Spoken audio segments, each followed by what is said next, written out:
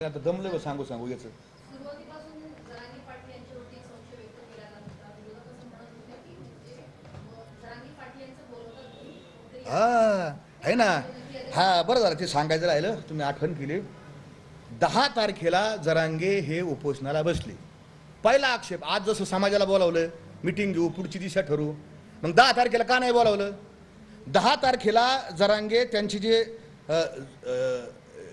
काही लोक होते आणि तिथं योगायोगाने मी बी होतो तिथं, आणि जरांगे काय म्हणले, त्यांची चर्चा झाली बरं का, आता उपोषणाला बसायचं आणि सगळ्या ग्रामस्थांनी विरोध केला. आत्ता चालू आपण 16च्या नंतर बसू ना, आत्ता चालू आपण 16च्या नंतर बसू.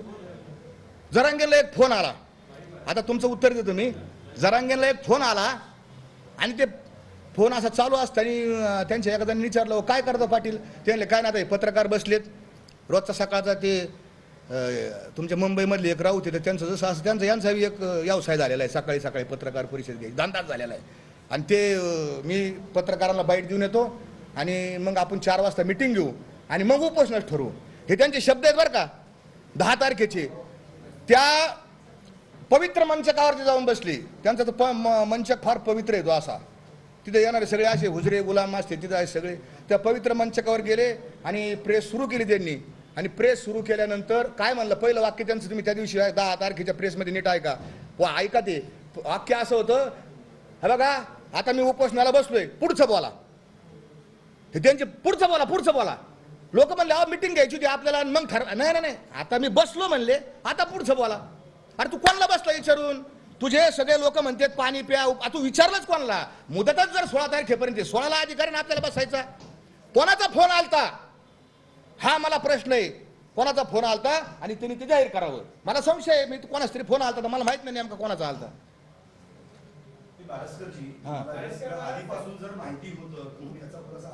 हा बरोबर यस हा बरोबर.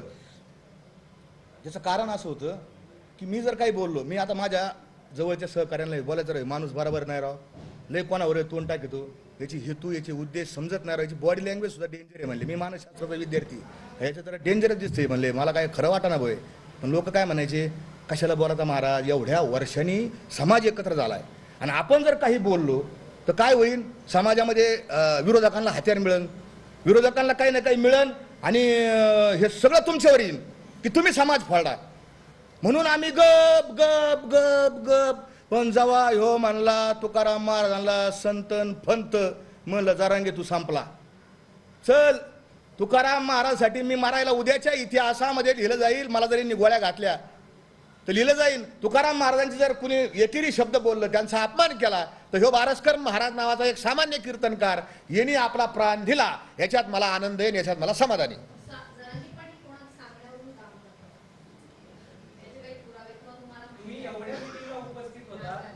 पाणी तरी प्यायला काय परत विचारा.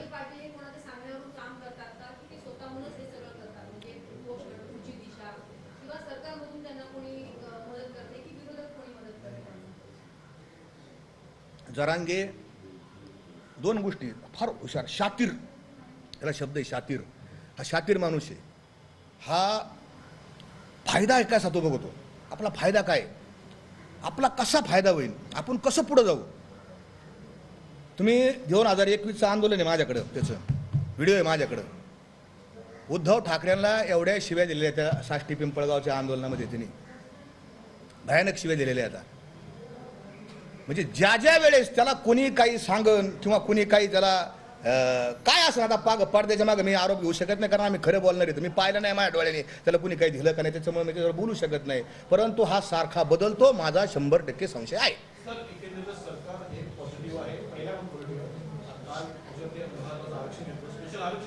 हा हा हा जरांगे पाटील अजूनही उपोषणाला बसलेले आहेत, तेही अजून काही मागण्या ठेवत आहेत. एकंदरीत जेव्हा सरकार एक पाऊल पुढे टाकतं त्याच्यातून पुन्हा एक वेगळी मागणी समोर येते. कसं बघता तुम्ही जवळ राहिल्याच्या? आता जरांगेंची जी मागणी सगळ्यात महत्त्वाची मागणी तुम्ही ऐकलं असेल की 1 नंबरची मागणी आहे की हे जे आधी सूचना आहे ती खरी, ते जरांगेला माहितीच नाही, ते अध्यादेशच म्हणते. अध्यादेशाचे आम्हाला अध्यादेश कळत नाही, याला आधी सूचना कळत नाही, आधी नियम कळत नाही, शासन निर्णय कळत नाही, परिपत्रकही कळत नाही याला. हे फरक आहे याच्यात. अध्यादेश काय असतो, अधिनियम काय असतो. हा अधिनियम आहे 2012च्या अधिनियमामध्ये ही केलेली तरतूद आहे, ही केलेली वाढ आहे. 2012च्या हा अधिनियम याच्यामध्ये असं दिलंय की आपलं सरकार कोणचं आहे, लोकशाही सरकार आहे आपलं. कोणत्याही सरकारला जर कायदा करायचा असेल, अधिनियम करायचा असेल, 2001च्या कायद्यामध्ये कलम 8 मध्ये तरतूद केलेली आहे की सरकार वेळोवेळी त्यांना योग्य वाटेल असे नियम बनवू शकेल जेणेकरून लोकांना जातीचे प्रमाणपत्र देणे सुलभ होईल, असं कायद्यात तरतूद आहे. आणि मग त्याच्या अनुषंगाने 2012ला 1 सप्टेंबर 2012ला पहिला अधिनियम अस्तित्वात आला आणि त्याच्यानुसार कोण जातीचं प्रमाणपत्र देईन, कोण काय करीन ही आली. 2017मध्ये त्याच्यात अमेंडमेंट आली. 2018ला एक अमेंडमेंट आली, कारण आमच्या कुणबीच्या ज्या नोंदी आता काही गावामध्ये फक्त कुणबी लिहिलेलं असायचं. मग अधिकारी आम्ही घेऊन जायचो, साहेब हे कुणबी म्हणजे कुणबीचे. तर अधिकारी आमचा असला तर मग बरं चालायचं. अधिकारी थोडा घेणारा जण असं बस बरं चालायचं. पण अधिकारी जर दुसऱ्या विचारधारेचा असला मग अधिकारी लगेच देतच नसायचा, तकलीफ द्यायचा अधिकारी. खरं आहे बरं काही वास्तव आहे, हे भेदाभेद करतात हे अधिकारी बसलेले सुद्धा. म्हणून तर लोक तळतळलेले आहेत, म्हणून समाज रस्त्यावर आलेला आहे. आणि समाज का रस्त्यावर आलेला आहे ते एक सांगतो तुम्हाला की मराठा समाज हा आतून इतका पेटलेला आहे, भयानक पेटलेला आहे. त्या का पेटला त्याचे कारण वेगळे, त्याचे कारण आर्थिक येतं, त्याचे कारण आत्मसन्मानाचे कारण येतं, त्याचे कारण मराठा समाजाला वेळोवेळी धग बसलेली आहे.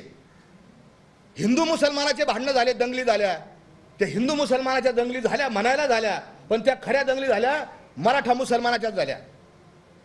तुम्ही पाहिलं असेल मधल्या काळामध्ये पूर्वीच्या काळात ब्राह्मणेतर वाद होता. ते म्हणायला होतं ब्राह्मणेतर, पण त्याच्यामध्ये मराठ्यालाच तकलीफ झाली.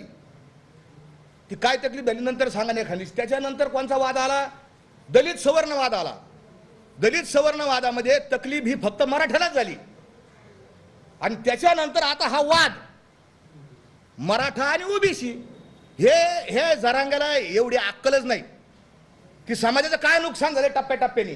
या सगळ्या प्रोसेसमध्ये मराठा समाजाचं भयानक नुकसान झालंय. मराठा समाज आयसोलेट झालेला आहे, बाजूला पडला गेलेला आहे.